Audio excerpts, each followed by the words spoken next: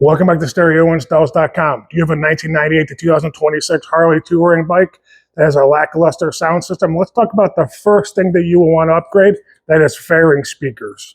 Speakers in front of you are the most important part of the system. From the factory, even with the upgraded Harley kit, they just aren't doing the job correctly. That's where Hertz comes in. This is the SX 165 NEO. Weather protected, paper cone with a badass super tweeter in the middle.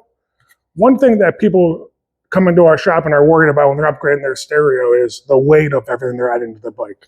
That's where the Neodymium magnet comes into play.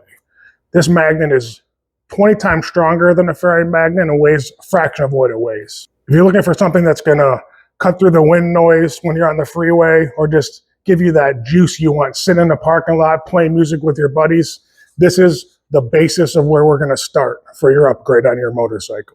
Click the link below if you want to purchase these. We ship anywhere in the lower 48 states for free, 2-day air, or you can come to our shop and have them installed. We thank you in advance for your purchase. If you have any questions or concerns, you can call me, David, at 440-525-2001, extension number 7. We'll see you.